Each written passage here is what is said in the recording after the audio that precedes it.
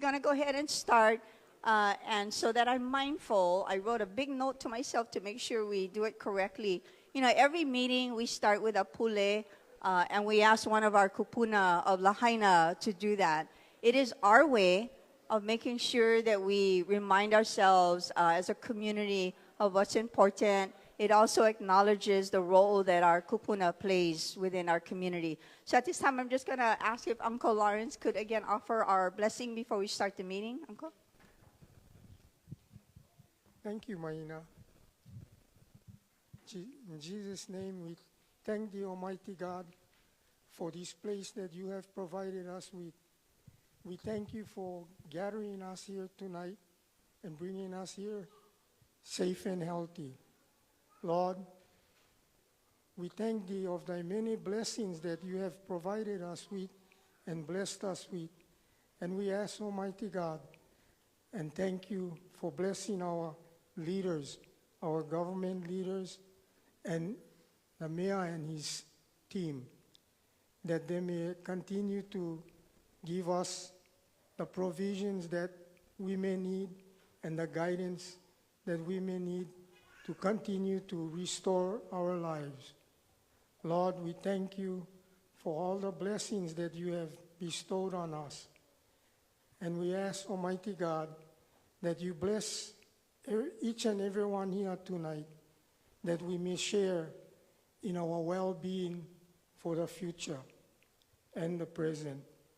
And we ask the Almighty God to continue to bless those that are on the ground, that has been here from the beginning until now, that they may be safe and healthy and keep them strong.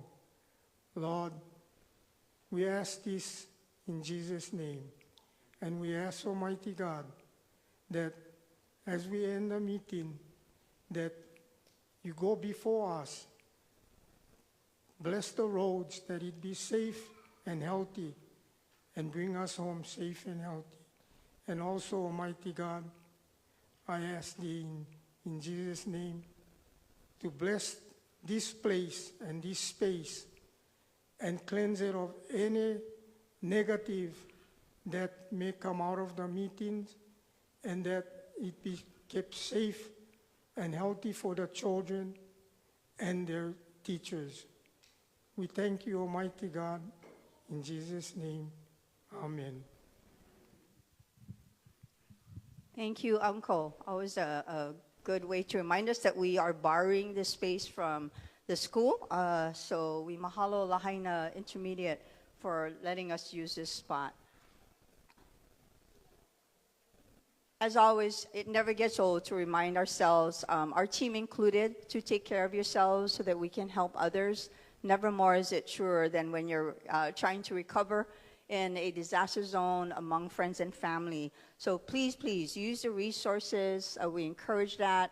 The stronger, better you are, or you feel more grounded, much more help to others. And we need everybody at the table going through everything that our community is doing. These slides are available on mauirecovers.org. I see some of you take pictures of them a lot if you have a hard time seeing them at the back of the room. So please do so and feel freely to do that. I'm going to go over a few of these things. Right there, Makalapo, can you raise your hand? Right behind her will be a table of flyers that you can grab some of the... Okay, good demonstration. This is a flyer from the Department of Health. They want to have an assessment of what your needs are currently for mental health care as well. So please grab one, or you can take the survey if you want to grab that QR code on the screen right now. And again, it will be on the mauirecovers.org site. We also want to tell you there's an energy survey. We've been talking about this within the community for quite some time now. So that flyer is also at that table. We encourage you to take that survey and make your voice known about what the energy future for Lahaina will be. So it's important that folks participate in this. Our team from the Maui Emergency Management Agency would like you to know that they're having a preparedness expo. They do this every year. So this is over at Ka'ahumanu Center on April 12th. So in a couple of weeks, go there. They'll have booths. They'll have a lot of partner agencies. you can pick up good information. A lot of our partner organizations will be there to offer their programs, and it's a good time also to sign up for programs and the MEMA alerts, the Maui Emergency Management Agency alerts. The Hazard Mitigation Working Group, they have an upcoming online meeting. This is where they're serving, this is for all of Maui County, not just for Lahaina, but they've been doing a few in-person meetings as well as online. So if you want to go to the online one, again, this is for all of us here in Maui County, Molokai Ilanai included. You can do that for West Maui. Next month at our May meeting, we'll have our Maui Fire Department and our Maui Emergency Management folks here to talk a little bit about fire prevention planning. So that'll be an opportunity for you as well. So tonight, we have a full agenda. We're going to hear from the Army Corps of Engineers here. We're going to talk a little bit, we're going to update you on the transfer operations, recap a little bit what we talked about last month about the transportation of 400,000 tons of debris from the Olowalu temporary site going over to the Central Maui site. So we're just going to keep bringing it up, and then as we get more and more updates, it'll get a little bit more information as we get closer to when operations begin in June. Hawaiian Electric is here. They're going to be available. Their presentation is going to cover service requests, restoration information, updates, and then, as you know, we have our resource table. So Hawaiian Electric is here tonight. You have Native Hawaiian Legal Corps, Department of Planning, 4-Leaf, Recovery Office, Army Corps. We have all of our resources from FEMA, EPA, the Long-Term Recovery Group, our volunteer partners, DCM as well. And then at the handout table, we want you to know there's a Maui Humane Society survey. Their work in this town with the program they have now will be coming to an end at the ending part of the year. And so there's some time, but they want to make sure they're serving the community. I know a lot of you have pets, so, so please participate in that survey for them. We will also hear from a Neighborhood Watch program that's getting started up from members of Lahaina Strong who will be taking that under their wing. I had the opportunity to meet with members of the community. There was a good mix of about 30, 40 people who met one night. Great discussion, coming clear off of your concerns about burglaries and theft and criminal activity in Lahaina while we're all trying to do rebuilding. So this is a good opportunity, good information for you to hear how that coordination is going. And then, of course, an update from our favorite Office of Recovery team with its lead, John Smith. They'll be up here to giving you a current update on that. So with that, I hope I didn't forget anything. We're having our usual webinar next April 16th. We're going to hear a little more from Hawaiian Electric on that, on wildfire safety strategies. That's an online meeting. You know, we alternate between in-person and online. And then in May, our May in-person meeting will be, as I said, inviting our team from fire prevention and our team from Maui Emergency Management Agency to join us here. So a lot of good things on the horizon. Before I bring Mayor up, tonight we are going to do the Q&A. We heard a lot of feedback the last time about, you know, we said we would try it out with the resource tables. We did for 3 months. We know that folks like it because we can see people are getting their questions answered. And as we talked about the last time, we just want to make sure you get the answers to your questions. So we're going to take questions beyond the presenters tonight. But we're going to do it this way. We're going to not spend the whole time we used to taking all questions without giving people time to come to the table. So we're going to do some questions, and then we're going to still open up the table. Okay, so we're going to try that out too. All right, so we'll keep trying to make this work. Mayor? Aloha mai kako o Lahaina ohana. I'd like to thank Jeremy. How are you, brother? I'd also like to recognize members of my advisory team who are here, Earl Kukahiko, Laurie Le Degama, No Try Hide, Laurie, Kim Ball, sitting up here. Thank you, folks. Kaliko's out in Hana tonight. I think she's watching. And Nestor also had some responsibilities. So I just want to say thank you to them. I want to thank all of our community partners who've come out also to answer questions and be here tonight. And again, tonight's program is packed, so I want us to get to what's coming up ahead of us. So any questions, please ask us, and again, or come up. Thank you for those of you who have been coming to our meetings regularly, and those who are showing interest to continue to come, or maybe coming for the first time. I hope that you find this meaningful and that you get the answers you're looking for. At this time, I want to introduce your council member from West Maui, Tamara Paulton.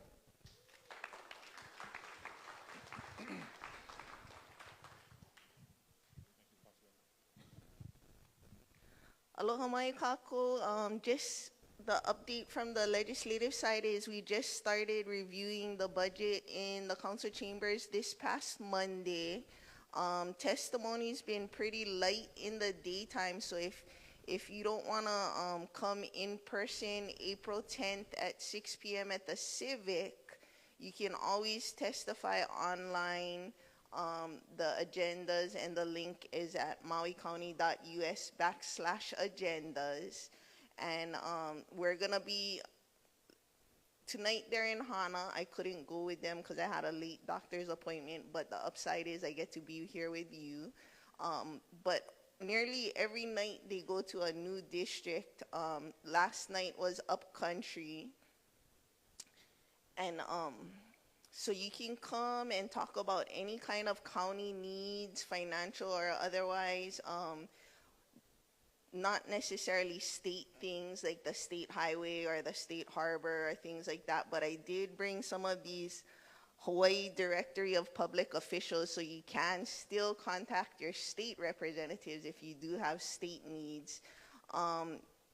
Some of the things that people have been contacting me about already, concern over the 9% increase in sewer fees, the park by the Boys and Girls Club. One thing I was talking with Lori Lee about during the remembrance, other community centers have rolled toilet paper. We have the squares still yet. So those kind of stuff that the county is in charge of and you want to see changed or whatever. I'm just one vote, but if all 9 of us hear from you, then maybe we can have some change affected. And it's not necessary that you have to come to the Lahaina Civic Center. I just posted to my story, I think the 8th is Lanai, and then we're gonna go to South Maui, I think the 14th. So wherever you're at, when there's a public hearing, or if you wanna go online in the morning, whatever county budgetary needs you have, I encourage everybody to participate in the process. Thank you.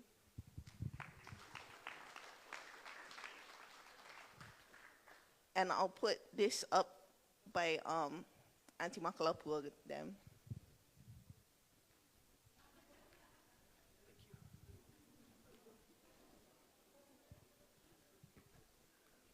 Aloha. Thank you for the opportunity to come and speak again, and thanks for the opportunity to get to spend spring break with my kids and wife back on Oahu the past couple weeks. Stayed engaged with our team, so happy to provide just an update on where we are with the TDS to PDS planning, and the pilings. So cover those first. So the TDS, we continue to protect and secure that. Still doing the air monitoring, still doing the well monitoring, the groundwater monitoring there. The team continues to plan and is making outstanding progress and still on track to meet that 1 June start date for the movement of debris from the temporary site to the permanent site. As I said as we all said during the initial meeting with the Oluwalu community and subsequent meetings, safety is a core value inside of the Corps of Engineers and a big part of our planning. Our team has met with emergency management services to work through all of not all, but the majority of the potential ifs that happen along the way, so that's all part of our plan of action in the movement of the debris to the permanent site. For the pilings removal, we started on the 800 block of Front Street, about 230 pilings approximately to remove. Happy to report that we've in the first 2 days removed 43 pilings. Again, so for us, especially in the Army, we're going to do the easy things first, build confidence in the process. But very happy to report that is on schedule. We still think that that's going to take approximately 90 days to complete. But also happy to report that is not going to impact the May surf competition that is coming up. So work will be able to continue work and no issues there. And then finally, to talk very briefly about our progress on temporary housing, you'll see contractors mobilizing against a few private sites and then eventually microsites in the affected area. The goal and our period of performance to deliver those projects by the middle of this summer, well ahead of the school start date to help folks move back into the community. Want to continue to thank the great partnership with the County of Maui, State, and FEMA to be able to deliver against these really 3 lines of efforts and projects that we have going on. So thank you for the opportunity, and hand it to Mahina to talk some of the frequently asked questions that we're getting on the TDS to PDS move. Thank you, Lieutenant Colonel. For those of you who don't know, not everybody's oriented that way, but these are the pilings. And we've asked Army Corps to offer us some additional photos of them. They're so busy doing the work, they forget to take the pictures, but that's okay. I want to talk about this a little bit, only because we're going to talk about it at every meeting until operations begin.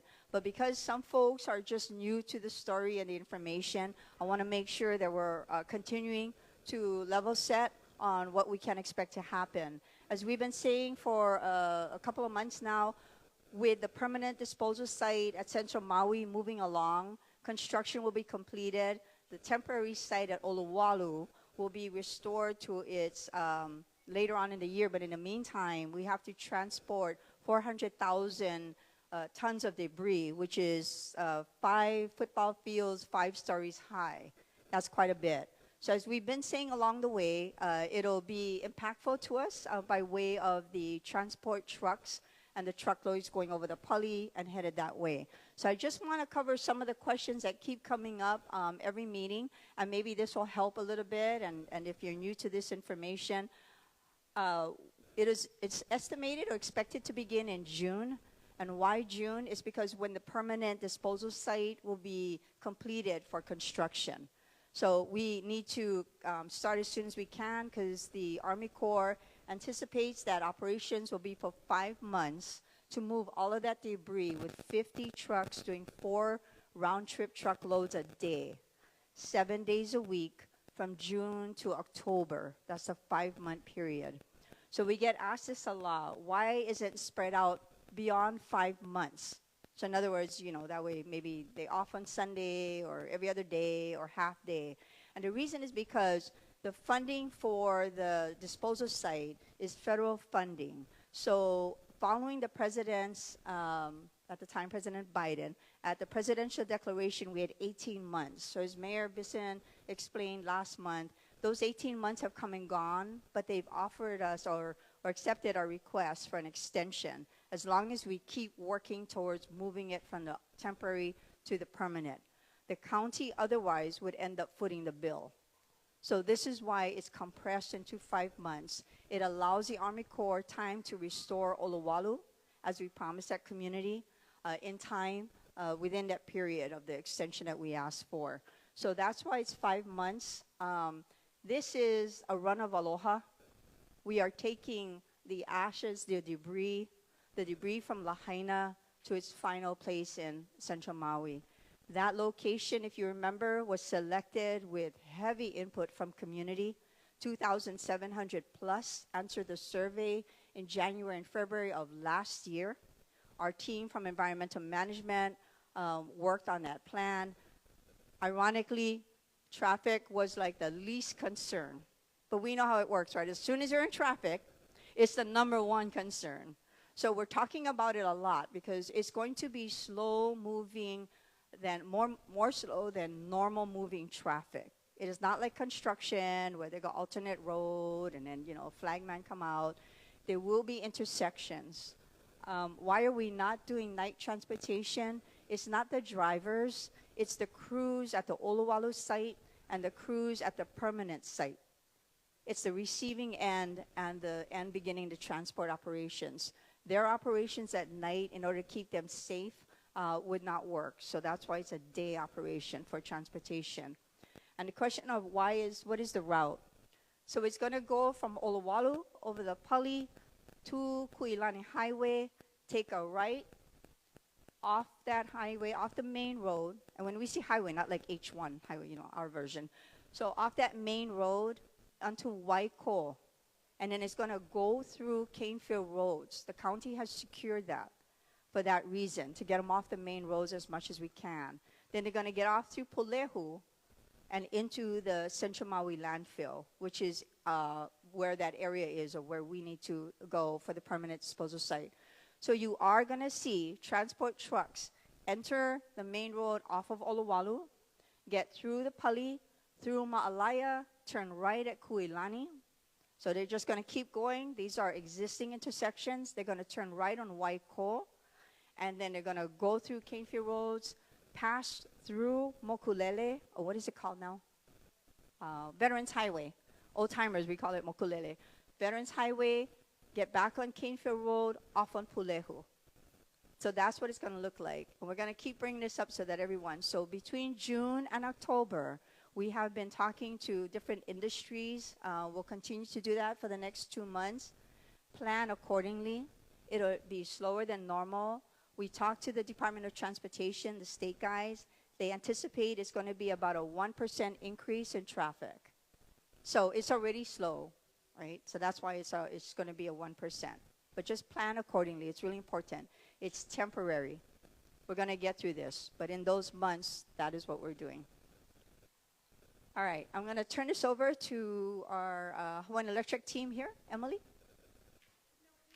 And Mikey?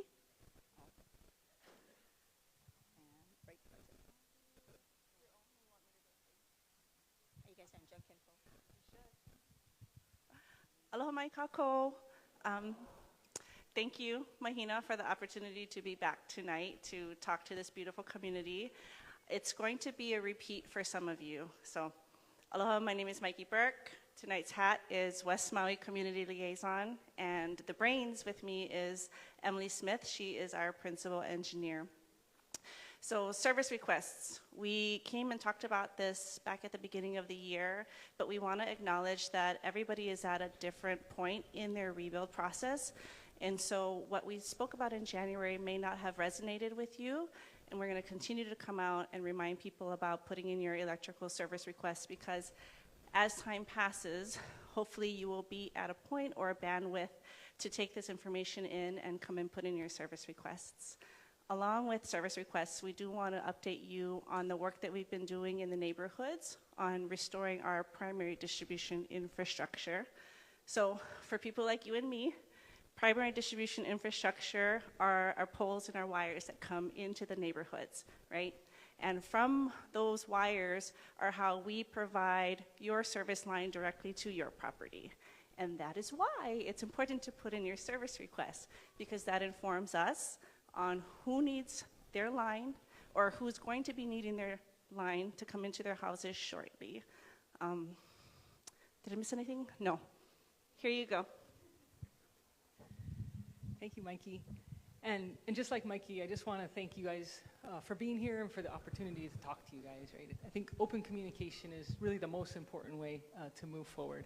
So the first thing I want to talk about is the different types of service requests that you might want to put in with My Electric as you return to your residential properties. So there's 3 different types, and they're all listed here. There's temp dwelling, temp construction, and there's permanent. If you don't know which type you want, you can come up here and talk to us. Talk to a licensed electrical contractor. They're very well versed in these different types of permits and or different types of service requests and the permits that are required for them. But we just wanted you guys to know that there are 3 different types of service requests that you can come for. Next. The permanent service request is the one that will go to your permanent structure. Some of you guys will first do construction or maybe have a tiny home or a FEMA modular home or whatnot, so that would be one of the other types. We wanted to just stress the fact that we have heard some chatter and some talk about, the cost of getting your electrical service back to you, and it is our desire to get it back to you for free, right, at no cost to you. But we understand that some of you might want to do some upgrades or make some changes to how you receive your service request, so there might be a fee. So what we encourage everyone to do, whether you're getting a temp service, temp dwelling, or permanent, is to come talk to us, right? Come in, talk to your, get an electrical contractor, come in and talk to us. At the end of the presentation, we'll have a phone number, email, and also give you some information on when you can come visit us at the Office of Recovery if you'd like. But come talk to us so we can help you figure out a way to come back at no cost or a very small cost. But it's our desire to bring you guys back at no cost if possible. The next slide here, this is one of the reasons we really want to stress that you guys come talk to us and let us know where you're at with your rebuild on your residential lots, right? And the reason why is because we're prioritizing where we're doing our rebuild per where we're getting service requests. So if we have a lot of service requests in an area, that's a high priority area because we see a lot of movement over there. If we don't see service requests, we don't know what's going on over there, even though we are trying to drive around or Mikey's giving us a heads up what you guys are doing. But get your service requests in because it lets us prioritize. We always recommend that you guys talk to a licensed electrical contractor because they work with us all the time and they really are well versed in our processes and they're a huge help to you, right? They're kind of the interface between us and you most of the time. And we recommend that you, we recommend that you submit them just as soon as possible, right? Don't wait until you're ready for service. Come let us know as soon as possible. And then down at the bottom is the CIT tool, the Customer Interconnection Tool site, and the QR code. And like I said, afterwards at our table, we'll have a flyer if you'd like to take it, or this will be online. Next. So we wanted to just show a map of the work that we've been doing. We've had all of our crews out here working really, really hard, 21 days in a row, putting in poles and lines. And so the green area here is area where we have the infrastructure. So if your parcel, if your property is in this green area, if we get a service request from you, you get your permit from the county, we're ready to energize you, right? It should be pretty timely, not long. The yellow, orange, and blue, and pink areas, we're working to get in the yellow in April, May, June. So these are areas that we're prioritizing per the service requests that we have. Next slide. I know, it's okay. Let me try one more time. So here, this is the sections that we're trying to get energized by April. I'm gonna let Mikey talk. I apologize. I'll send you the bill. Okay. So everybody's familiar with Kahula Place, kind of like south of Paunau area. And then this area here, jeez, I cannot read it. How come I cannot read it? Okay. Shayna, can you read it from the back? What area that is? Oh, thank you. I'm over 40 now. Okay. Ooh. Oh, yes. Okay, so that's Kamano Place, Ka'eo Place, Ui Place. Okay, thank you. So this area is going to be where we've worked next, and we're hoping to re-energize in May, and that is Kapunakea area, Panaeva, Luakini Street area. So this is basically Kuhua Track, right? Lower Lahaina Luna Road area.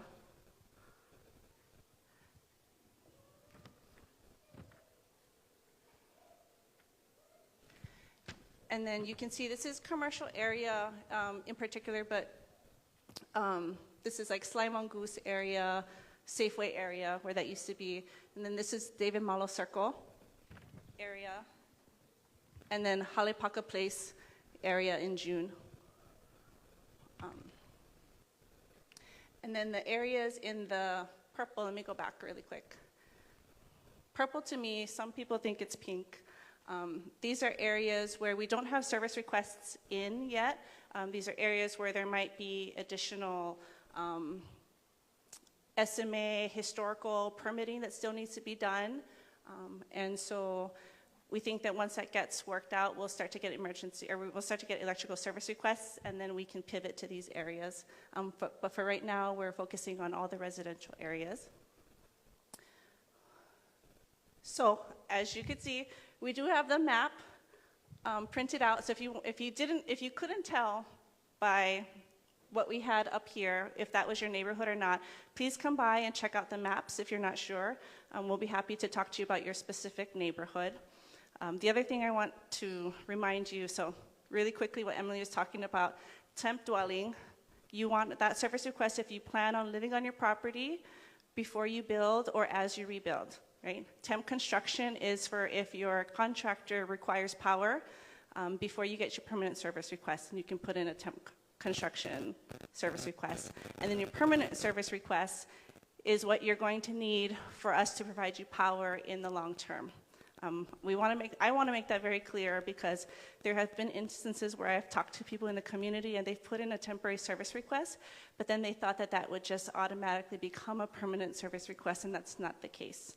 So if you still have questions about that, please come and speak to us. If we're not speaking at a meeting, we're still here. We come and we man the resource table.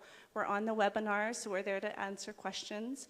Mahina did tell everybody about the webinar coming up. We will be talking about our wildfire safety strategy. If you can't stay after this or something comes up pre or post meeting, please come and speak to our people that are at the Office of Recovery, Lahaina Gateway. We're there Tuesdays and Thursdays from 10 to 2. We have very knowledgeable, very nice people there. You can make an appointment as early as 9 a.m. on Tuesdays. If you're online and you're living in Central, you can call the number on here, and we can make an appointment at our Kahului office. We want to make this as seamless as possible for everyone so that we can get everybody back as quickly as possible. One more thing, yeah. Oh, May 3rd. We will be hosting at this facility on May 3rd a West Maui Emergency Preparedness Open House. We do this every summer to get people ready for hurricane season. So Saturday, May 3rd at 9 a.m. Please come by. We have partners like MEMA, Maui Fire Department, Maui Police Department, Boys and Girls Clubs. We all come out, Kaibigan Lahaina will be here. We all come out to talk about how you can get prepared for storm season and things that you can do now to be ready. Thank you.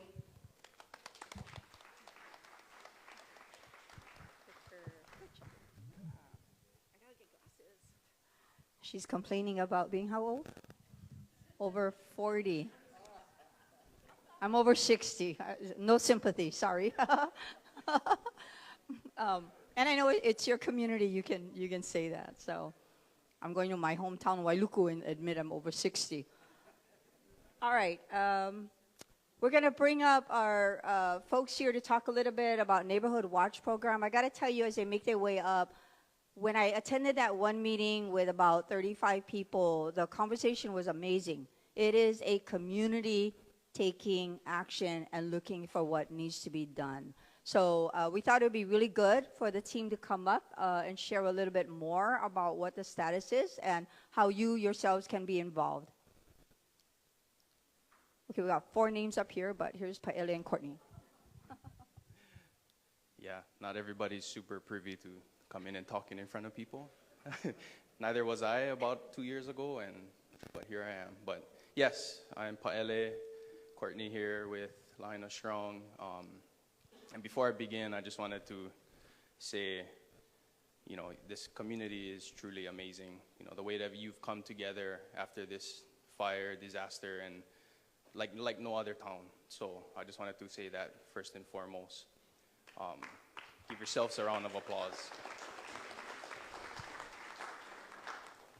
But I just wanted to do a little exercise. Can I get a show of hands of how many people in here have been experiencing theft in and around their neighborhoods as they rebuild?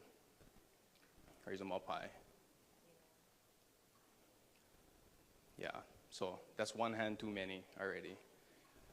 So much of us have lost a lot already, so the fact that now we are losing even more after the fire is out of control.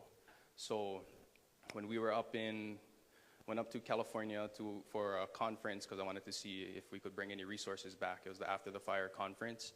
And while we were there, we were hearing a lot of theft going on back home. And we have Roland in the back. Roland, raise your hand, please. So Roland helped to organize the initial community watch efforts. And they gave us a call, and we figured, why not? We were going to try and see if we can bring some of these resources back that we were talking with up there, bring them back home. So we spoke with Good 360 and told them some of the stuff we needed, like floodlights, cameras, etc. And they were generous enough to have donated $13,000 worth of equipment to us. So we've been dishing out all of these floodlights. And lights in itself is a deterrent already.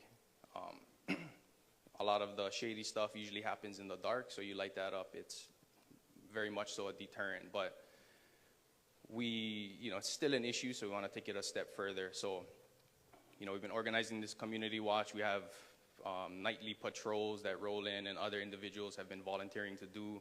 We have lights to put up on the top of the truck or your car, and we're also working on getting magnets and stuff printed and ready so you can put it on the side of your car, because if I'm driving around your town and you don't know that I'm actually trying to look out for your town, then you might think I'm over there trying to steal something, right? So we're trying to make this a formal thing so that you can identify who is there.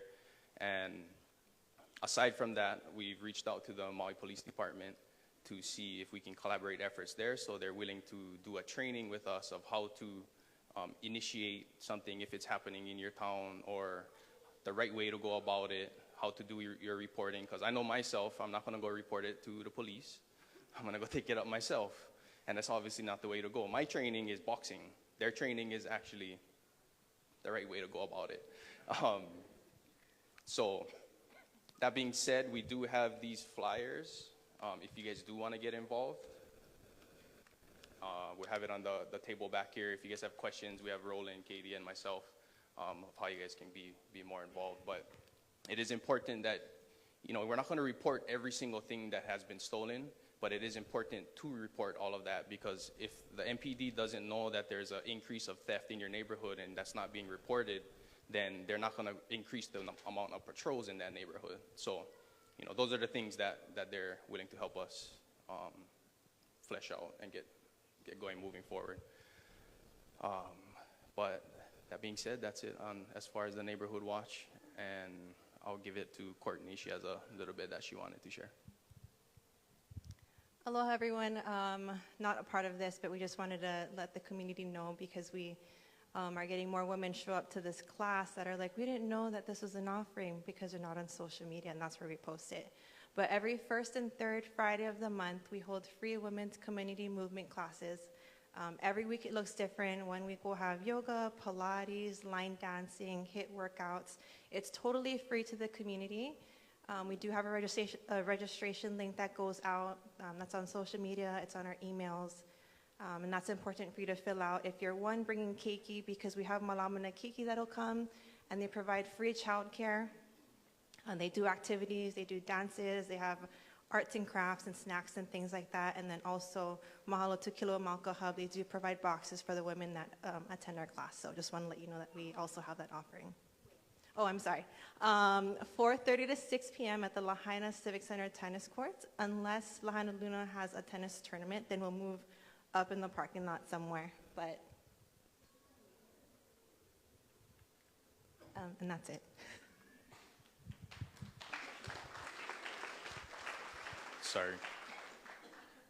Yes, but also on these flyers, we have the date, time, and place for our next community neighborhood watch meeting, just so we can get more organized, making sure that if, you know somebody who's building, that we can increase the amount of patrols in that area, or just making sure that we're covering all our bases and not being redundant and having people patrol one section at a time. You wanted to share something, Roland?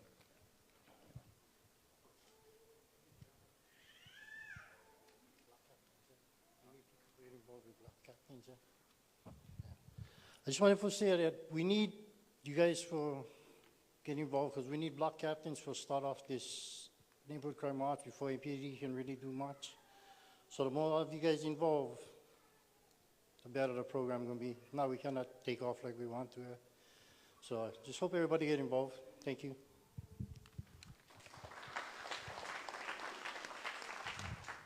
Mahalo, Roland, Courtney, Paele.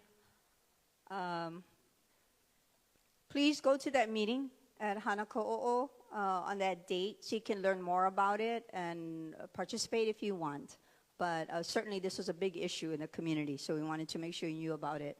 We're going to go ahead and bring up Office of Recovery.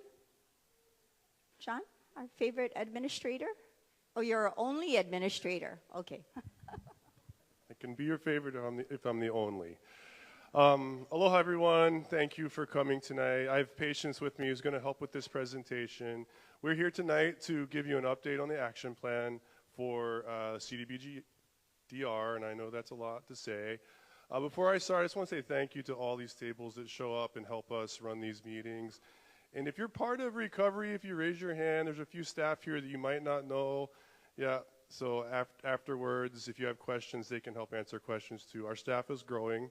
But we'll jump straight into our update. This is the update that tells you about the feedback that we got from you folks on the action plan. So far, as of Monday, we closed the comment period. We had approximately 475 attendees. We had 3 public hearings. We did a follow-up meeting online on the 19th at a webinar. I think we answered over 120 questions in a row that night, so if you were there, you might remember that. It was a little bit boring, but it was good. Go ahead. We had over 360 surveys completed and more than 500 comments received as of Monday.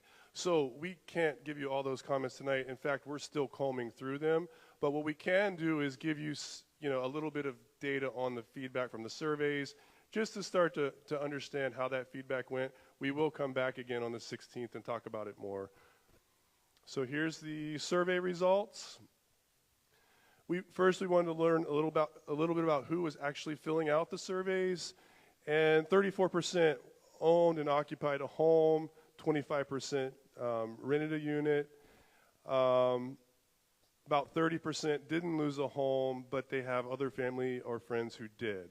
So that's the percentages of people that actually filled out the survey part. And just as a reminder, you could do the survey.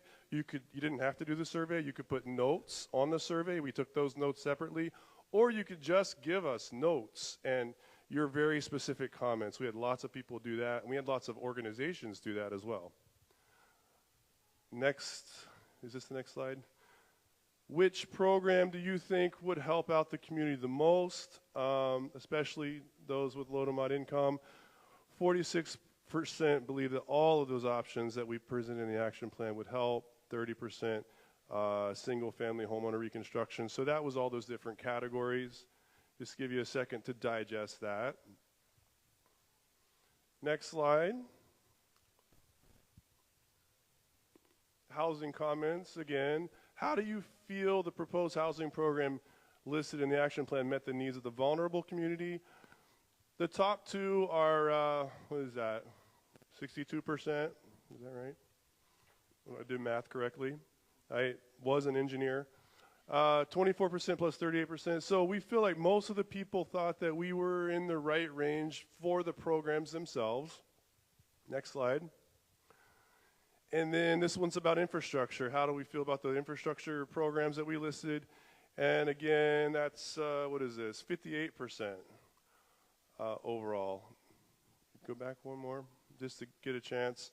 So most people that filled out the surveys, what we're taking from that, feel like we're heading in the right direction. So we're taking all those comments in. We'll come back on the 16th and we'll explain how we're going to adjust the programs to meet all these comments. Next one. This is for the public services programs. How do you feel the proposed public services program listed in the action plan meets the needs of the vulnerable community? Again, we had about 58% say that we are heading in the right direction with the way the action plan is written today. So what's next? April 21st is what we are projecting to finish the revisions, finish all of the feedback, finish all of the understanding of those intake, give answers to all those questions, and come back and submit that to HUD. So that's the date we're shooting for, is April 21st. And the reason why we're still pushing is the faster we get that into HUD, the faster they can review it, give us approval, and then we can start the program. So that's how it works. So we actually haven't started yet with HUD. We're still developing the programs and the plan. So we need their approval on this plan to get started. So we're pushing as hard and as fast as we can. All the teams in here, everybody that you see, and several more back in the office, that's what they do full time, is just processing all this and getting us ready to submit to HUD so that when they review it, they say, yep, that looks good, you guys can start. So we're processing the feedback, revising the plan, and again, we're shooting to submit it on April 21st. What did I forget? Patience. Okay. So if you want to stay up to date with what we're doing, please scan this with your phone, go to our website, and we'll be back. We'll be back. You can log in to the April 16th webinar. You can learn more about what we're doing there, and we'll continue to come back to our community meetings every chance we get. So that's the quick update for tonight. We will, and we're on social media too. I'm not really on social media, but I probably should be, but our team is. And we're monitoring it, so if you want to follow us there, please go to these two locations. Mahalo for your time. I won't take more tonight. We are here to help answer questions, and we're happy to be here. We're happy you're here. Aloha.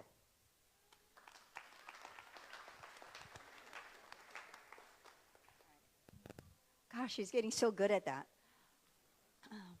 So we're going to take some questions from all of you here. And I want to recap we tried a new format 3 months ago. We tried it out. We got some feedback. We do know that people like the research table. People do not want to stay here till 10 o'clock at night. We also got that feedback. So we're going to take some questions about anything on the presentation or anything our team can help you with. It's not perfect. It's definitely something we keep trying to get better at. And so I mahalo you for bearing with us. But our two guys are out there with the microphones. I see Jeremy in the back. If we'll take your question, Jeremy, and we'll try our best to answer them. And then again, if you're new, raise your hand, and then we'll get the mic over to you. And I ask you to ask your question. If you have a particular thing for yourself that someone here can help you with, please go to them after. If you have a garage sale to advertise, tonight would not be it on a microphone. We just want to give as much time for questions from our survivors here. Jeremy? So you guys always talk about answering questions. So I asked these questions back in February, and I actually asked a couple of them back in October. But what's the deal with continuous footing? We haven't been given an answer for builders. I don't know if it's been changed, it's been deleted, but continuous footing. What is the exit strategy for temporary housing? I know you guys talk about it, but I highly doubt that the state and county is going to throw away however millions of dollars of infrastructure that was given to us by FEMA. You guys can get rid of that. I want to see an exit strategy. I want to know the exit strategy. I want to make sure that it doesn't turn into a drug rehab location or a homeless shelter above my neighborhood. I want to know where all our resources is going, our water resource. We're talking about, did USAID ever disclose the oil spill at the bottom of Fleming Road with the community? Does everybody know about the oil spill that they found while digging up for the sewer? Did you guys ever disclose that with us? Why wasn't the community informed? We're talking about public optics. We're talking about safety. The county, I've been hounding you guys for this. You guys not stopping overbuilding. You guys not stopping illegal structures. There's 3 houses within my area, within my neighborhood, that is beyond setback, that is beyond 65% impermeable. And as far as I know, no action has been taken because they're still building.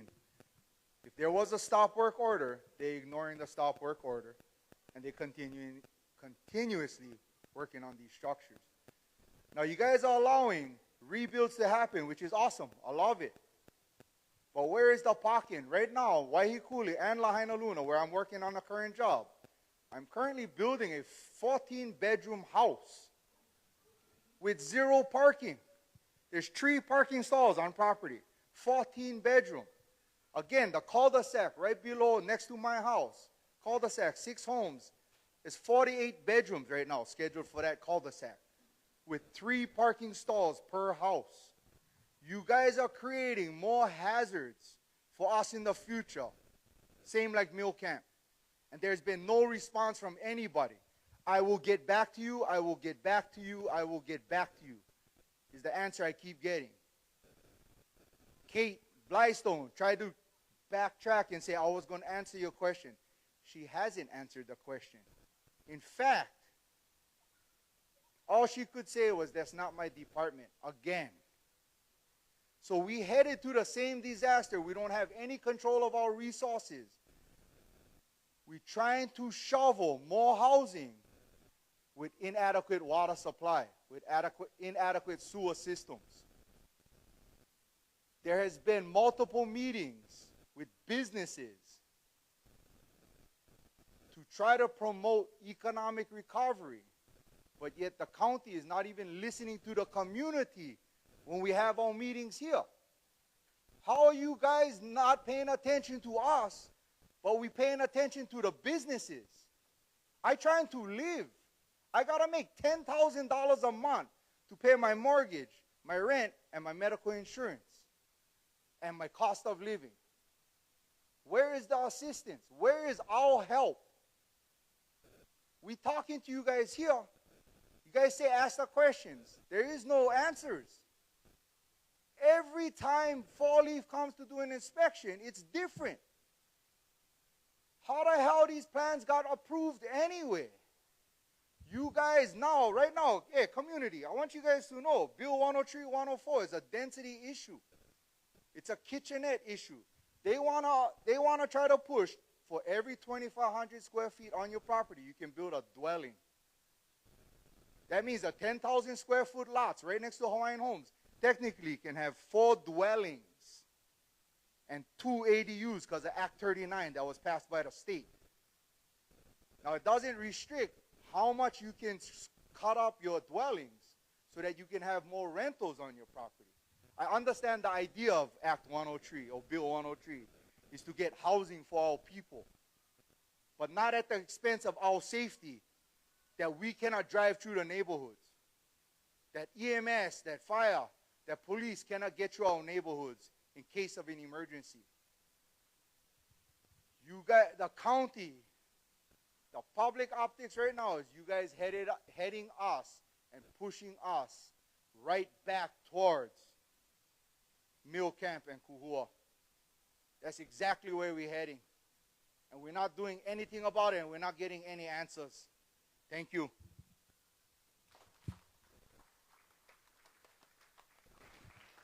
Thank you, Jeremy. I was trying to write really fast because there was way more than one question, but I will tell you, looking at our team, so that we can get those answers at the webinar, so you have your recording.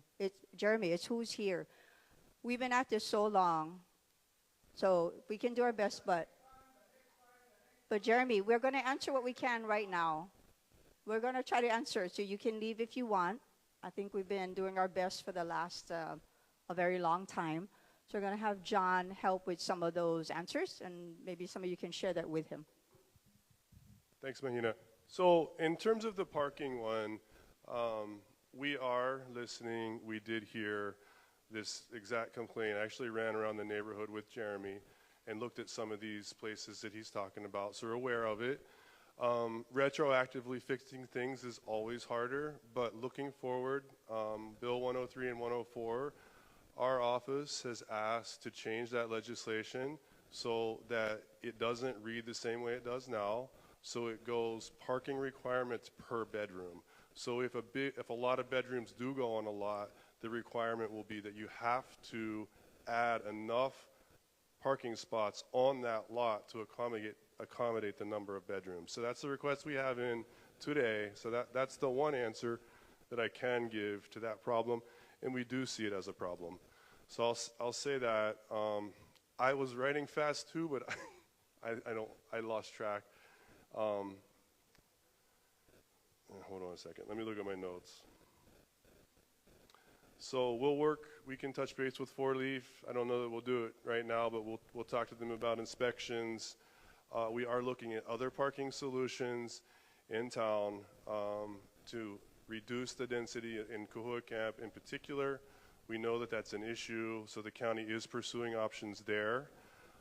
With our longer term recovery projects, we do intend to add parking, additional parking with some of those linear projects that are in town, both in the commercial district and in the residential district.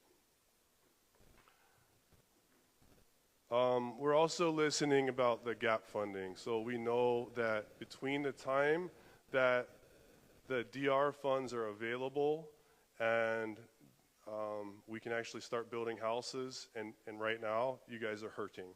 So we are asking and working with folks like Hawaii Community Foundation and other groups that are non-DR funded to provide additional solutions to bridge that gap between now and when that funding is here. So that's the amount of detail I can give right now, but we are listening, and thank you for your comments. Do you want to jump in? So I just wanted to give an update on Bill 103 and 104. That's what we were working on before we went into budget. But once budget stops, the request is to stop all committee work and only focus on budget. So where we left off, and I think there was consensus amongst the council members, we thought 2 kitchenettes per dwelling was a bit much. It seemed that there was consensus that there could be 1 kitchenette per dwelling. Kitchenette definition would be that you have to have access to the kitchenette unit from inside of the house. The parking plan that John Smith mentioned, I think they're gonna try and take that through the Planning Commission while we're in budget so that it can kind of come together at the same time. For dwellings per square footage, I think we're hovering between 3,000 and 3,750 right now. Initially, we were talking about not allowing condominium property regimes where if you have more than 1 dwelling, you can split ownership.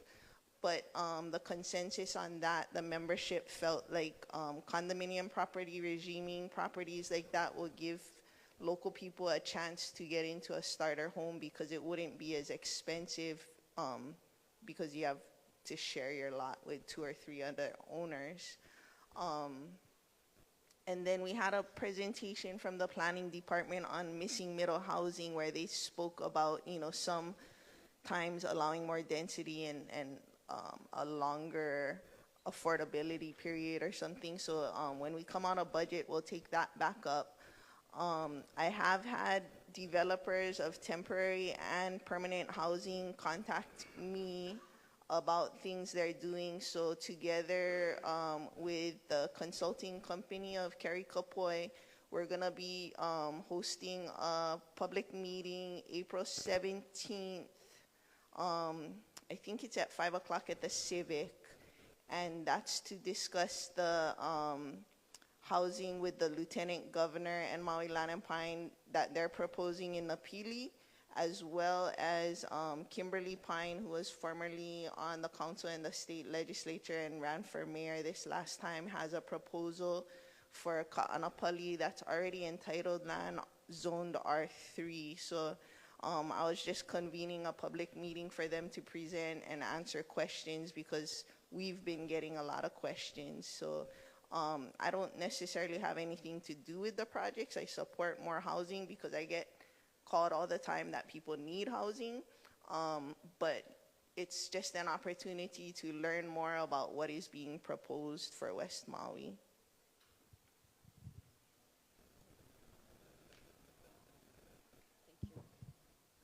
Hello, everyone. My name is Anna Lewis. I'm the Deputy Director of Planning. I wanted to address the illegal, unpermitted construction. So if you see unpermitted construction in Maui County generally, there is a See, Click, Fix website. So if you type in Maui County See, Click, Fix, you'd be able to report anything to our departments, and that gets routed not just to planning, but to every relevant agency. In regards to stop work orders, we have issued stop work orders for individuals that may have received their approvals but have gone beyond the scope of their approval. If they choose to not listen to the stop work order, they will be subject to fines, and those are daily fines of up to $1,000 a day, which does become significant. So that process does take time, but if you are doing that, I would encourage you to stop. I would encourage the community to continue reporting, and that we are addressing this issue. Thank you.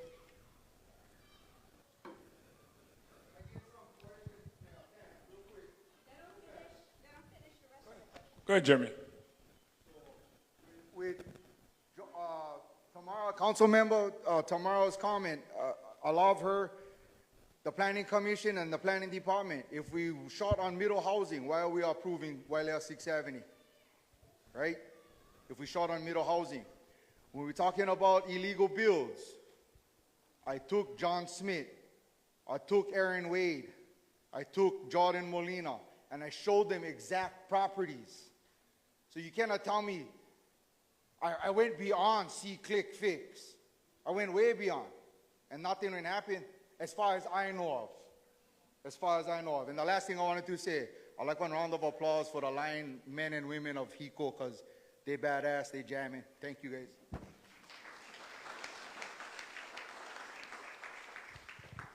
So I just wanted to address one part of Jeremy's questions about the exit strategy having to do with Kilohana and Kalaiola.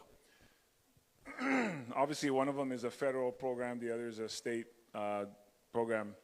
The reason we selected those sites, or we agreed to have those sites selected, is so that the infrastructure would stay. The infrastructure is not being removed. The infrastructure is going to be there for DHHL lands and those folks that will be awarded those properties. Now, whether or not DHHL wants to keep any of those properties in place or not will be their decision. There was a plan for some of those units being able to be used somewhere around Maui, but right now FEMA is required to remove the properties and take them back to where they came from. That's what they're required to do, unless the landowner, which in this case would be DHHL and the state, and/or the state, chooses to keep those for whatever reason.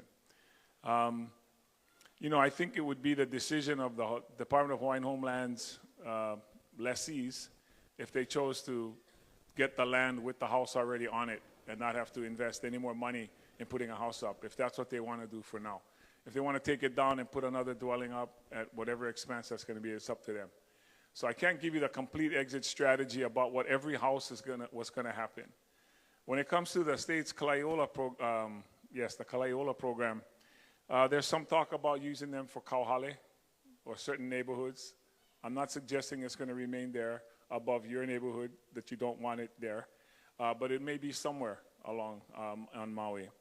You talked about the water. All the water that's going to those places right now are for temporary use. They're not getting permanent water for those places. That water is the water that would normally have gone to Lahaina town and the other neighborhoods that are not back up and running. So the water usage was taken into account when those temporary homes were being considered as a place to place displaced folks. The idea behind that is when the permanent homes are rebuilt and people can move back, that water will be replaced by that. Now, having said that, the Department of Hawaiian Homelands has a special relationship when it comes to water and their place in line, which is first in line for the water. So again, having just told you what I said, The water right now is for temporary use, unless, of course, we create more resource, which is what we're trying to do on West Maui anyway. But the idea behind that is to complete the DHHL program project up there, using the roads, the sewer, the water lines. Whether or not where the water will come from will be discussed. But that's the exit strategy that you wanted to know about, that was discussed at the very beginning of that project going in, and we did talk about it at several meetings, that was the idea behind why that land was selected, and it was not put on a private landowner's project. It's so that it would remain with the Hawaiian Homeland's beneficiaries, and that's why that place was selected. So I hope that answers your question. I can't answer every question you had. I just want to welcome everybody to the Jeremy program that we're at tonight, because I think he asked everybody's questions for tonight. I'm just playing with Jeremy. He's a good man. By the way, Jeremy, I also wanted to say thank you, because he's putting his money where his mouth is. He's put himself up as an applicant for the Maui Planning Commission. Okay? Okay, well, too bad you guys cannot vote for that. It's going to be the council that's going to vote who gets in, who doesn't get in. But what I'm trying to say is I would like to encourage more people to be part of our commissions, our boards and commissions. And I know we talked about this at our last month's meeting. I think we're in line with the council, trying to be more efficient, trying to have a full staff so that we can get stuff done. A lot of commissions need folks. I know you guys are already stressed and dealing with a lot of stuff, but if you're able to, just like Jeremy, with all the stress and all the stuff that he's gone through, he's put his name in the hat to get out there and do something. And I'm sure you guys will be happy to call him when he gets on the commission and ask him how come he's doing stuff that he's doing. So anyway, thank you guys for that.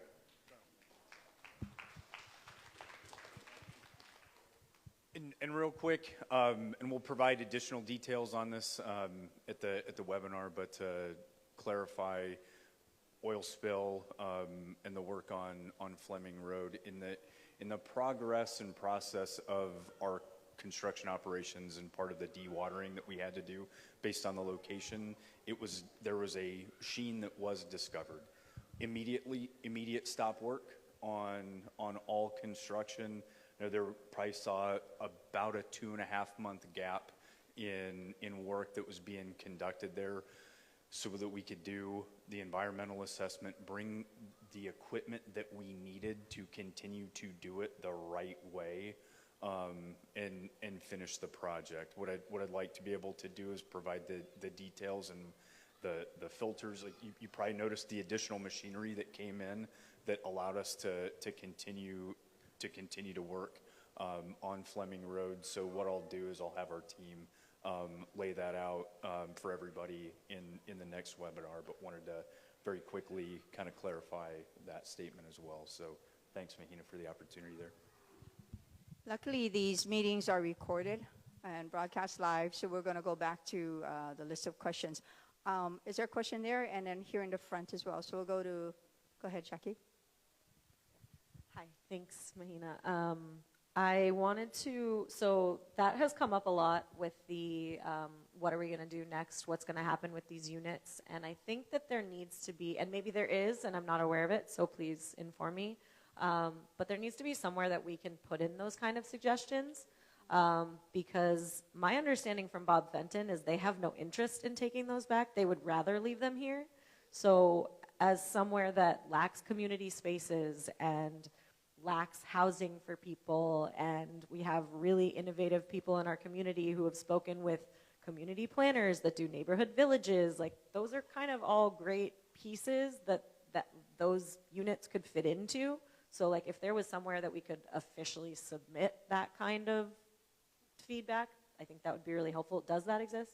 Is that we will look for that avenue. And you're making me think of something that we're looking at internally, because there are so many different housing elements, the whole spectrum of how do we manage all of the housing, regardless of whether it's the temp housing, more permanent housing, or future. So we're trying to address the whole spectrum, but I'm just trying to think it might be belonging on the Maui covers or something. I think we just got to do a better job of how we gather that.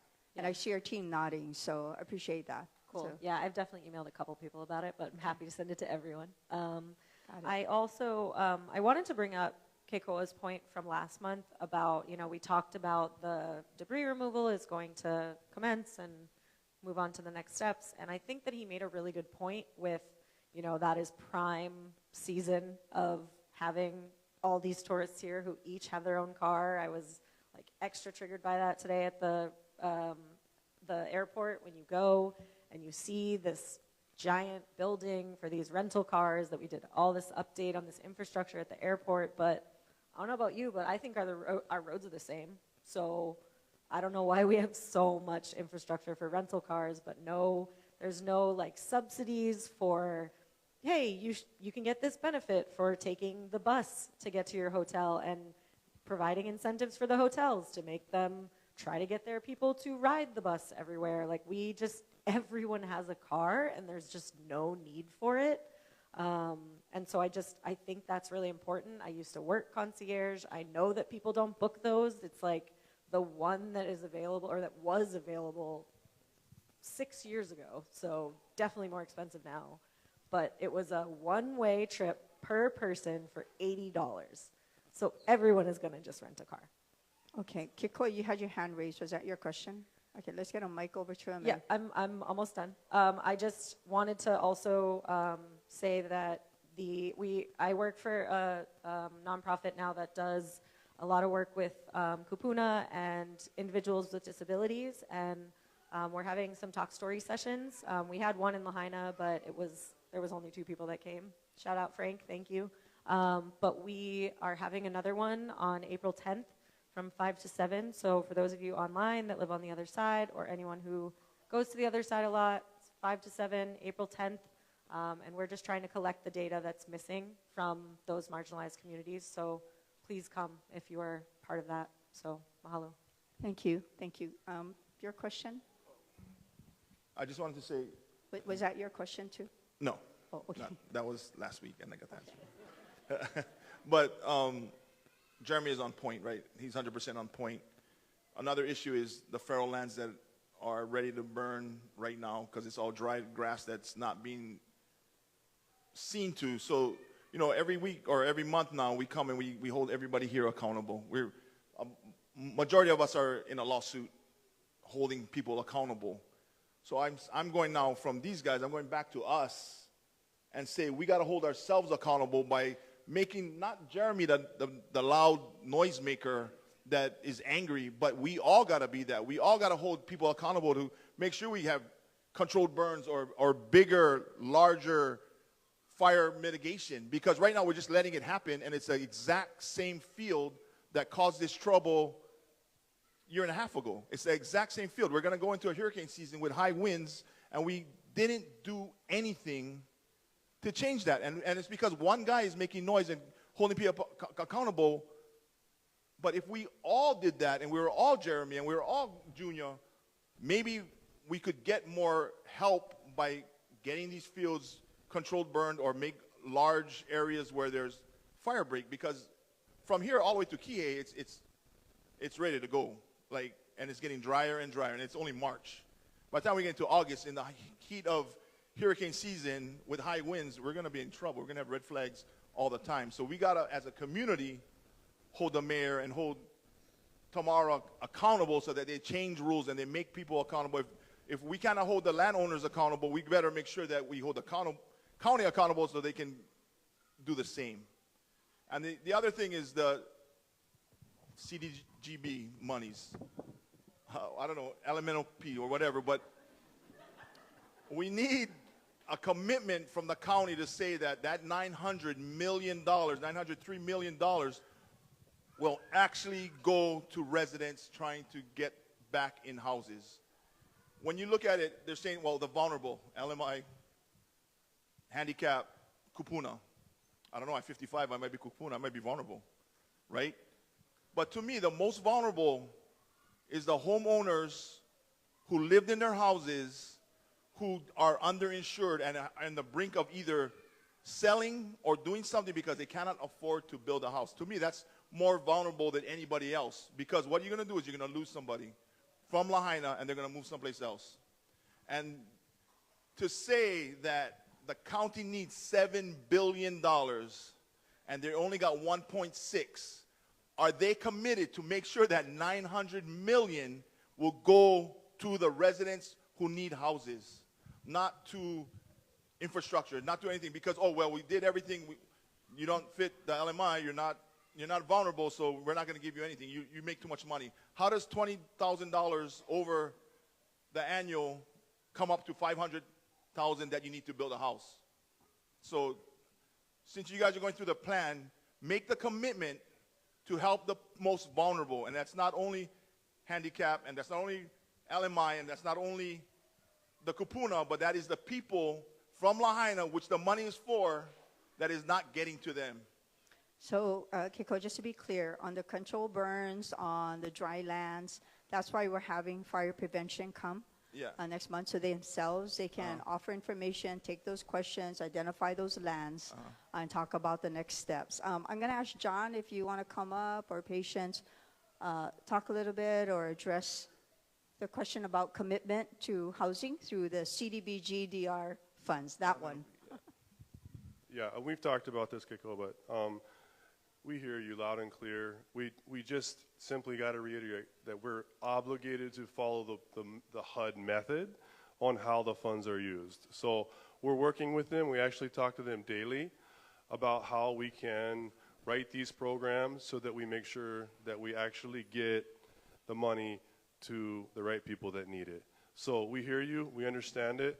We are bound by their rules. So we're going to work with them. And I think if you could go back to that phased approach, if you remember the presentation, we are obligated to help the most vulnerable first. Once we get through that phase, we can jump into this category that you're talking about. Yeah, but what I'm saying is the definition of vulnerable, I'm looking at it right now. When someone is vulnerable, it means they are open to being hurt, either physically or emotionally, and are in a position where they can be easily harmed or affected. It doesn't say that they're LMI, that doesn't say that they're kupuna, that doesn't say that they're handicapped. It just says someone who can be affected. We are all affected by the fire, and we're all not being able to get any of the money because we make too much money. I can quit my job and go under food stamps and be qualified to build a house, but is that something that you guys want to promote? That we quit jobs, we get into affordable housing that way? If I was in HUD, I would be in HUD, but I'm not because I couldn't qualify. Yeah. So it's easy because we do it. We see it in politics all the time. When you see something written in a program, but you change the vocabulary to fit your needs. But I'm afraid that you guys are not going to change the vocabulary to fit the needs of the people because you need the money somewhere else. And that's what I'm saying is you got to really think about how to be creative to help the people of Lahaina get back into their homes. Yep. Because what you're saying is, I understand, I know, I understand, but it just doesn't look like you're really trying to get the money to the people, because I don't know who's low income or medium income who has paid a mortgage of $4,000 to qualify for that. Right. So most of the people have mortgages, and most of the people are not qualifying, and it's scary. Yeah, we hear you loud and clear. And I know the mayor wants to say something as well. Isn't that right, Mayor? Well, I can go on, but I think you might do a better job. No. You're right. We're trying our best. That's why we applied for this money. And that's why of all the 43 or 46 states that got money, we got the most money. But we have to follow the rules that they set, not the rules that we think should work for us. You're right about the definition of vulnerable. That's one of the pieces. I'm not going to stand here and tell you we can help everybody that is in need of help. We have to follow their list of priorities and the way they've given it to us, because we signed the deal that's what we agreed to do.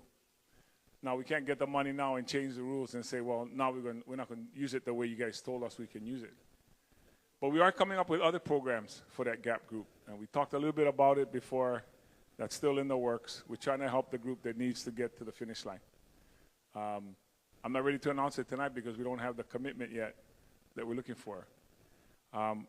We didn't know what the requirements were going to be of this HUD money until the money got into us either. And we could tell by the second meeting we held that we weren't getting to the groups that are the ones that come to all of these meetings. we recognize that, which is why we shifted to try to get that funded.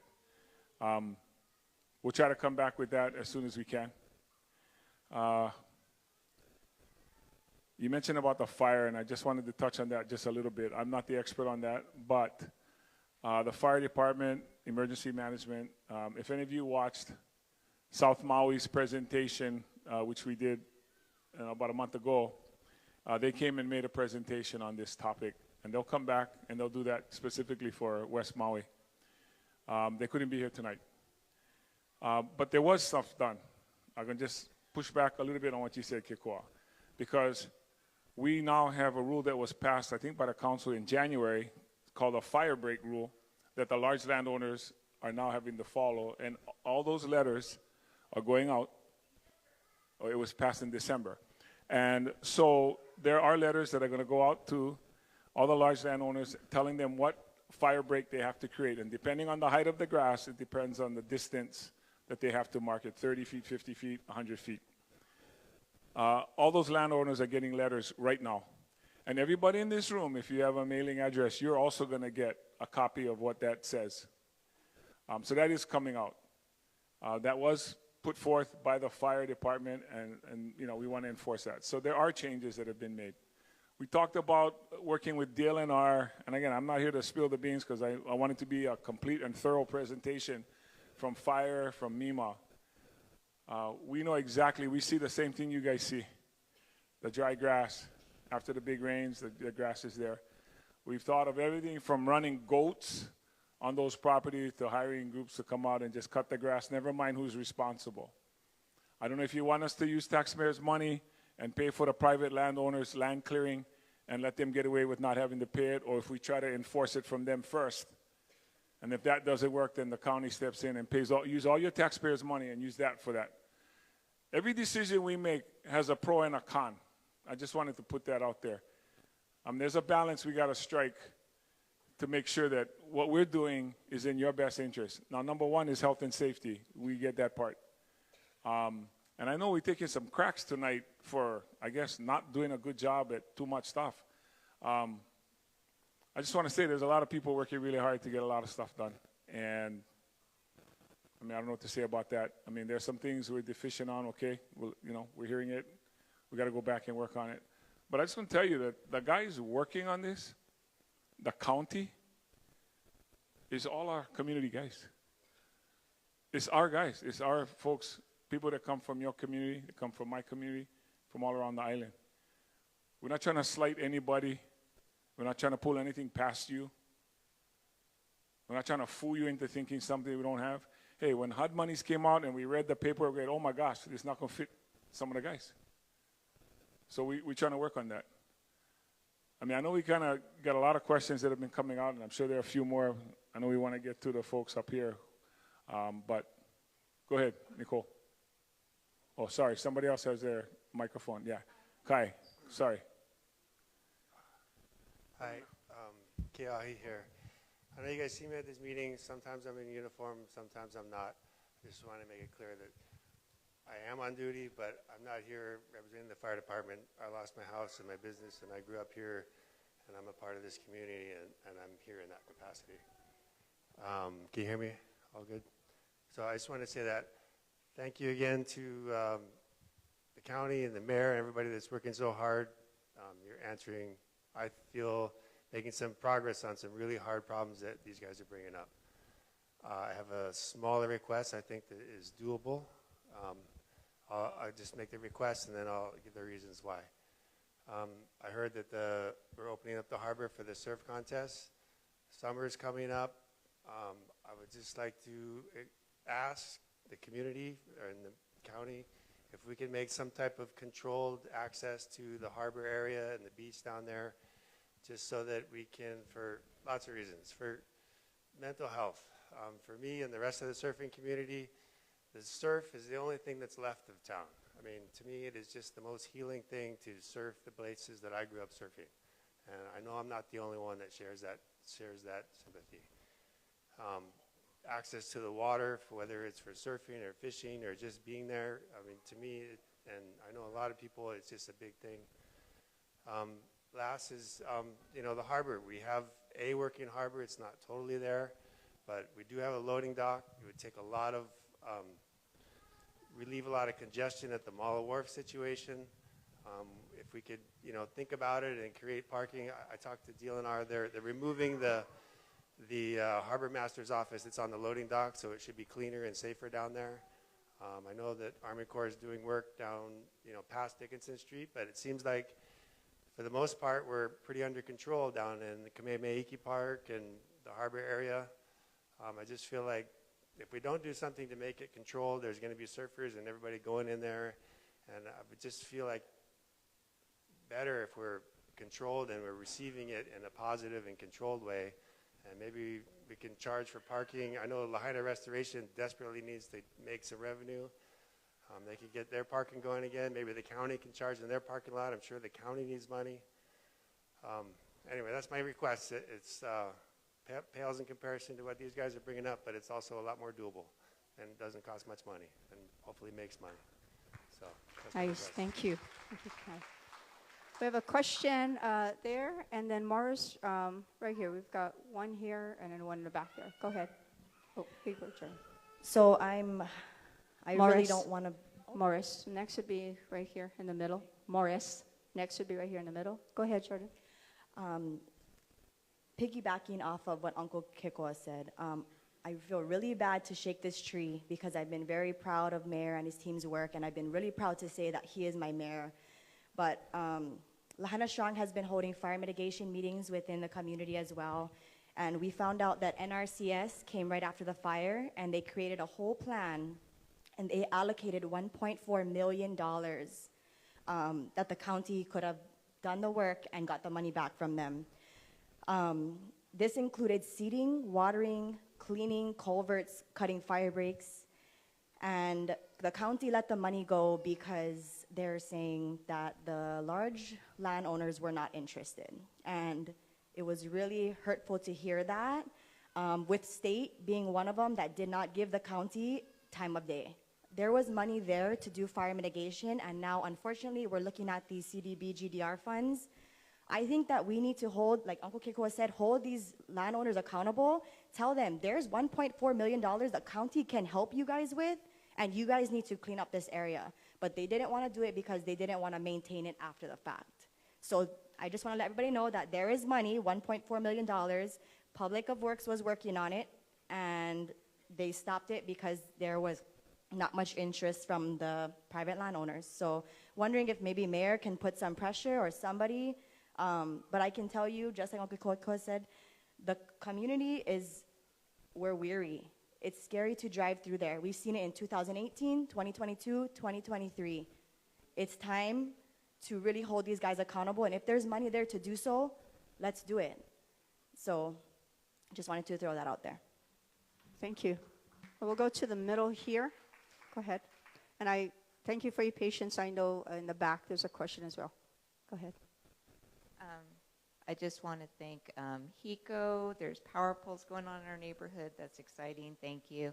And I really appreciate all the voices, Jeremy and all the different ones, because those are all things that are on all of our hearts, I'm sure. And we all feel that same rage, but don't necessarily have a way to express it like they do. So the housing things, the fire mitigation, it's nothing's changed out there. We don't need a meeting to talk about what fire or whatever.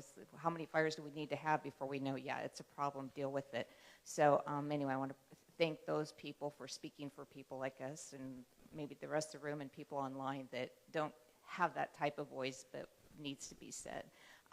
I would just like to know what the implementation of the Bill 105 is. I know that got passed for non-conforming, but we still don't really have an answer on, because 4-leaf can't, approve non-conforming. It has to go through some sort of county process, so maybe the county planning could answer that. Okay.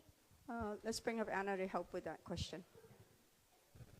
Thank you for the question, Michelle. My name is Anna Liz with the Maui County Department of Planning. So I tried my best to respond to emails within 3 business days, and I did see your email in my inbox, and I just returned to work on Monday. So I will do my best to get back to you. But Essentially what we will be informing the public of are standardized requirements in order to submit to us for us to determine that your home as it existed pre-fire was indeed lawfully conforming to the zoning code. And so if you submit those requirements, which we will be in touch with not only you, but the general public in a standardized way, that you will then be able to advance through the building permit process. Oh, for a timeline, so I will get back to you, I hope by tomorrow, and then for the actual press release, it will happen later, definitely by the end of the month, without a doubt, but thank you for your patience. But yes, that is your estimated timeline. Thank you. Hang on a second. So we will do our best to communicate the standardized requirements before the end of the month. In order to, so you'll need to submit documentation to the Department of Planning in order to prove to us that your home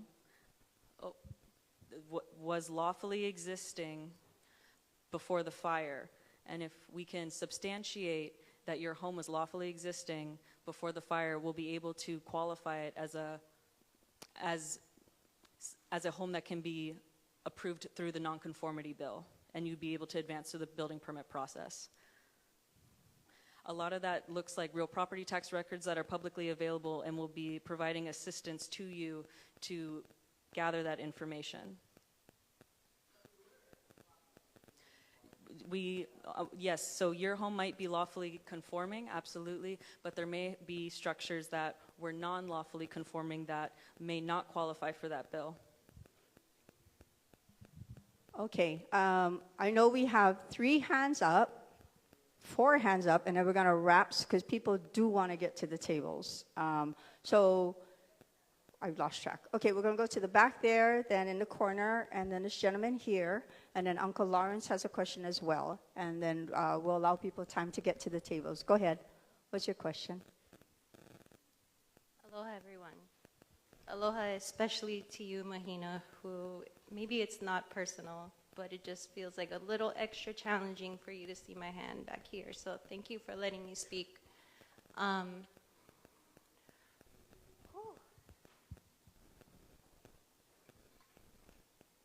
It's a lot.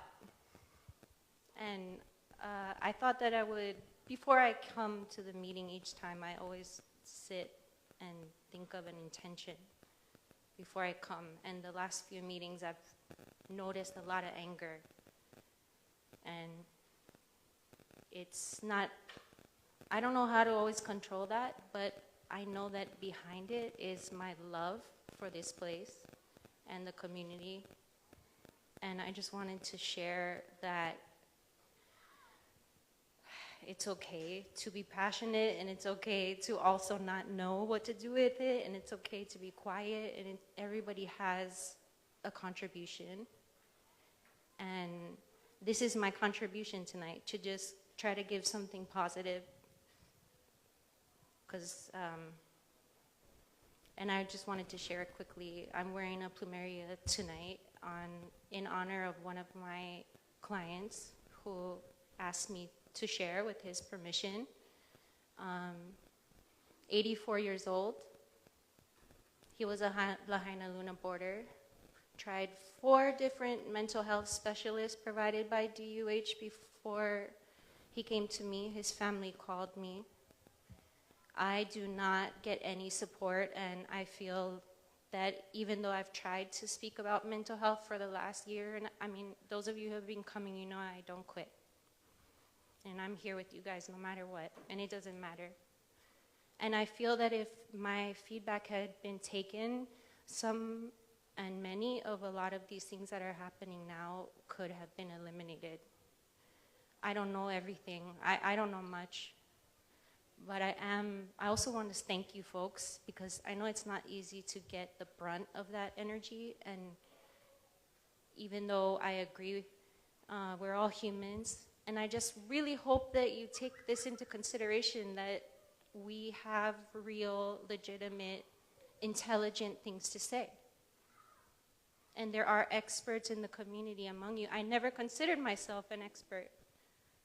But now that I read everything and I listen to everything, I can legitimately say that I know a little. And one last thing I'd like to say, if you want to know more about the HUD guidelines of who is qualified to receive HUD funding, it's different for disaster recovery. It can cover people who are vulnerable to homelessness as well, which would be some of the homeowners. So HUD really, if you want to go on their website and Google the definition of who will qualify under disaster money for HUD, there's a lot of other categories that haven't been named, and everybody can fit.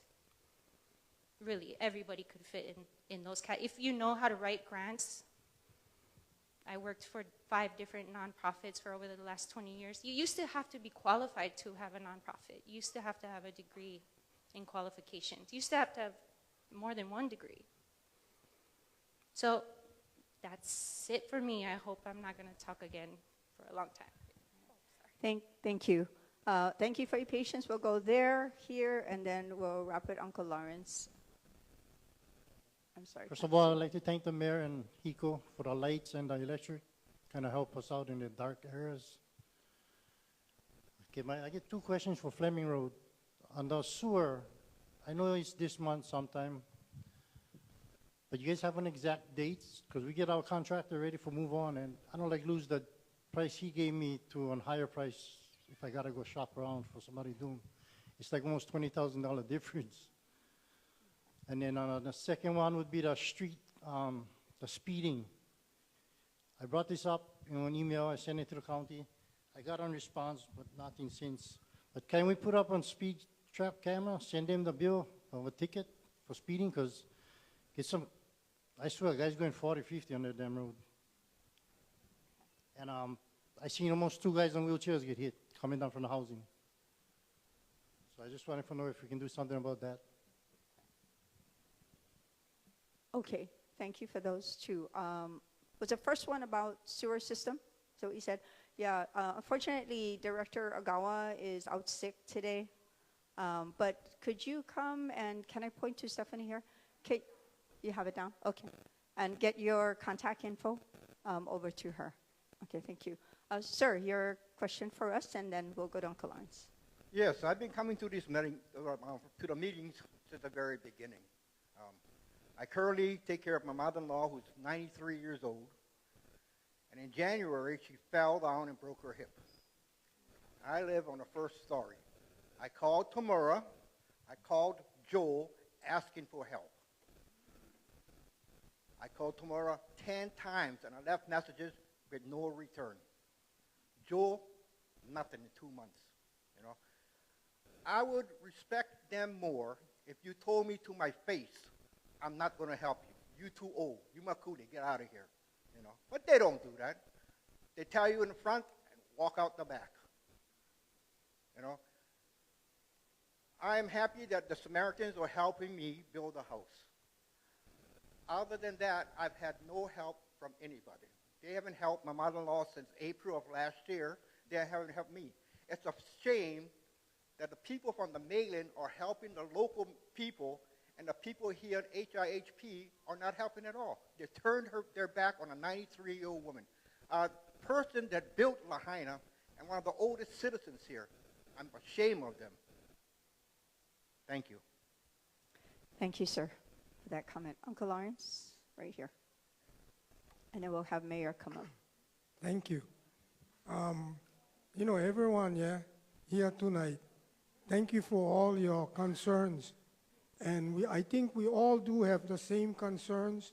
Some have it in anger, some have it in you know, whatever feelings that they have, but we all do have the same concerns, and I appreciate that.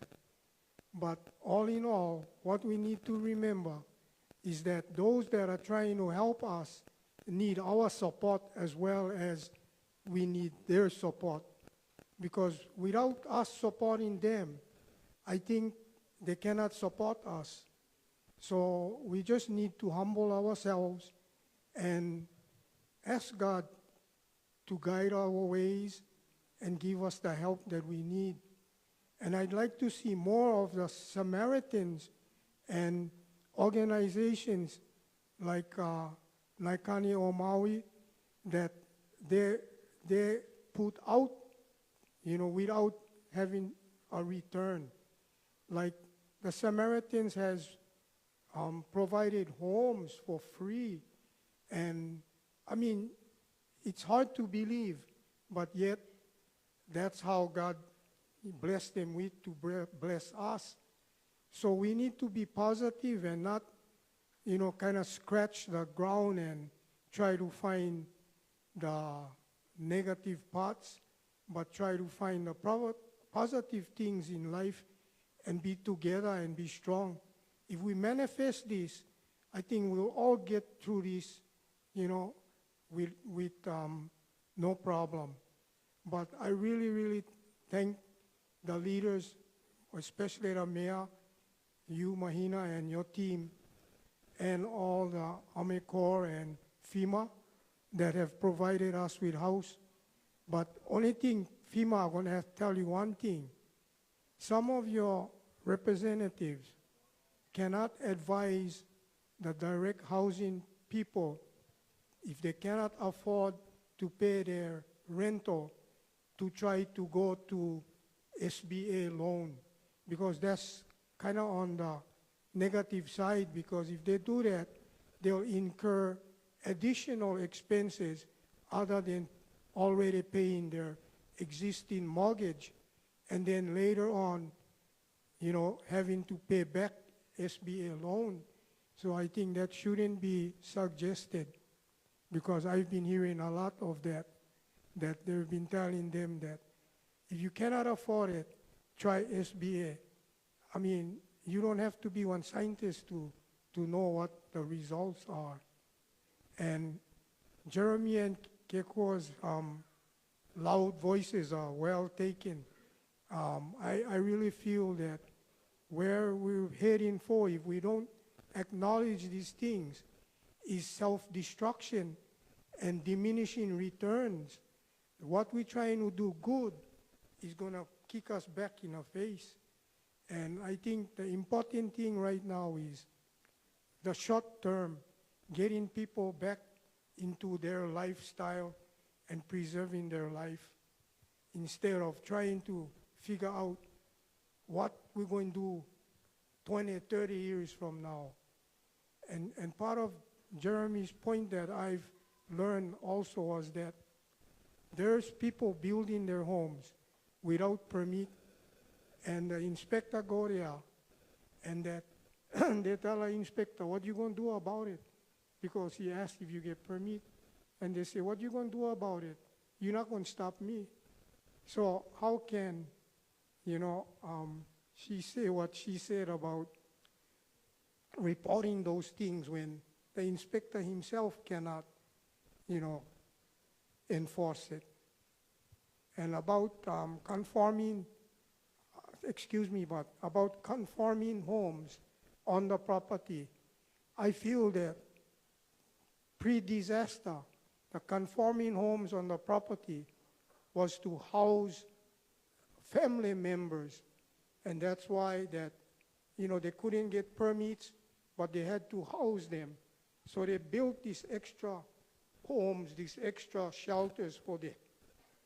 So with that said, that was to help the real property owner, which is family, to help pay mortgage. But now it's come to that point where they don't have a place to stay or live. Are we allowing that part of the law, or the legal part of the law, to stop them from having a place to live? I mean, it gets so much, but enough is enough for me. Yeah, thank you. Thank you, Uncle Lawrence. I'm sure our planning department will be addressing. Before I give the mic up to Mayor, I really want to share something with all of you, because, and based on all of the input, in the work of community work, it has its extraordinary great days, and then it has some real challenges because no meeting is alike, no community is the same. I have to tell you, just talking to some of my counterparts in LA the other month, they couldn't believe we're hitting 60 community meetings. They're like, what? No way. We'd be like out of here. But so appreciate the opportunity to be before you. And I hope one thing we have been able to demonstrate is our team is here for the long haul. The good, the challenging, we are here for the long haul. So mahalo all of you, and we always come with as much aloha as we can and with enough respect and understanding that we can relate to for all that Lahaina has gone through.